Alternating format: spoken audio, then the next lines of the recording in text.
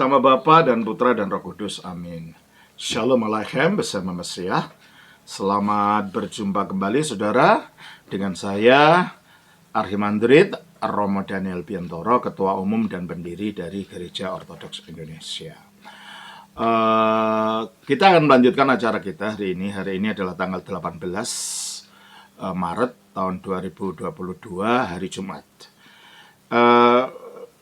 Hari ini saya tidak menjawab pertanyaan, tetapi saya akan membuat ralat terhadap apa yang sudah saya unggah, yaitu mengenai baptisan sida-sida dari Ethiopia, itu selam atau percaya.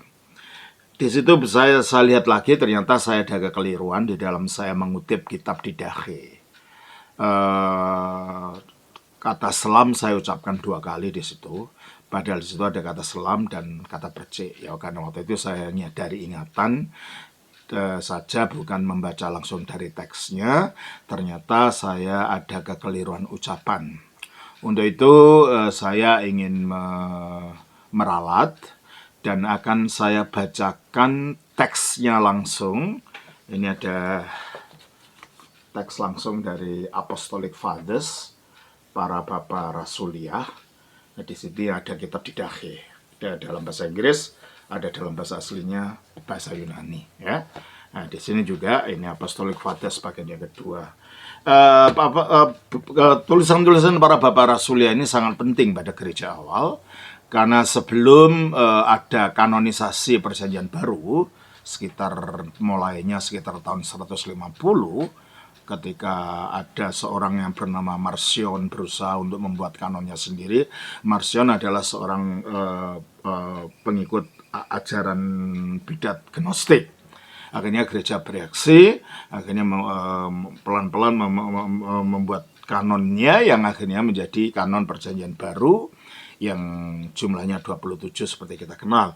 Dulu sebelum itu dikanonkan, buku-buku ini ya, yang sekarang dikumpulkan dalam buku Apostolic Fathers itu dianggap bagian dari Perjanjian Baru. Nah, kita langsung saja kepada ayat yang ingin saya kutip mengenai bahwa di dalam gereja purba, ya ini itu baptisan itu normanya memang diselam, ya, dari dokumen ini, ya. Ini dokumen abad kedua kira-kira ya. Tetapi percik diizinkan ketika memang di tempat itu tidak ada air. Ya, coba saya langsung terjemahkan saja. Mengenai baptisan, baptiskanlah demikian. Setelah mengajarkan semuanya ini, baptiskanlah di dalam nama Bapa dan Putra dan Roh Kudus di dalam air mengalir. Ya, mungkin sungai ya waktu itu ya. Tetapi kalau engkau tidak punya air mengalir, baptiskanlah di dalam air yang lain. Dan jika engkau tidak dapat membaptiskan di air dingin, lalu baptiskanlah di dalam air hangat. Tetapi jika engkau tidak mempunyai semuanya itu, tuangkan air 3 kali di dahi, 3 kali di dalam nama Sang Bapa, Sang Putra, dan Roh Kudus. Dan sebelum baptisan, biarlah orang yang membaptiskan dan dia yang dibaptiskan dan siapa saja yang mampu untuk berpuasa. Dan engkau perintahkan pada dia yang akan dibaptis untuk berpuasa sehari atau 2 hari sebelumnya. Dan ini masih diperhatikan di gereja ortodoks. Di samping baptisan selam yang itu normanya, kalau memang tidak ada air atau situasi yang mendesak, umpamanya orangnya sakit, tidak mungkin dibawa ke air, itu boleh disiram atau dipercikkan begitu. Dan orangnya harus puasa. Kalau yang dalam keadaan normal, orang yang baptis maupun yang baptis mau puasa dulu, dan itu yang tetap dilakukan di gereja ortodoks sampai sekarang.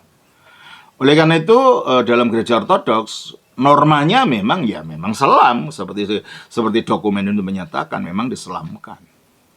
Ya, kalau ada sungai di sungai air mengalir, kalau enggak ya airnya ditaruh di kolam atau apa gitu, ya. Bisa untuk menyelamkan. Nah, pernah sekali saya melakukan baptisan darurat karena Bapak itu sudah mau percaya kepada Kristus, tapi akhirnya dia stroke, ya, dan tidak mungkin dibawa kemana-mana.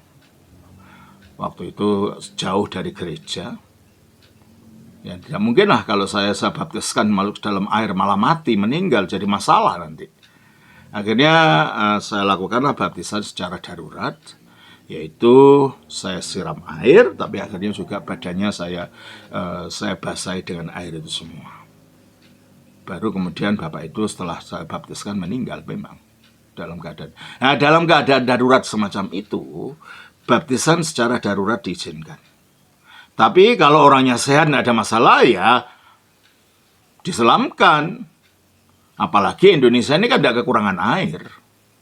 Mau ke sungai ini, atau mau ke kolam renang itu, mau kemana, atau bikin sendiri di gereja, kan tidak ada masalah.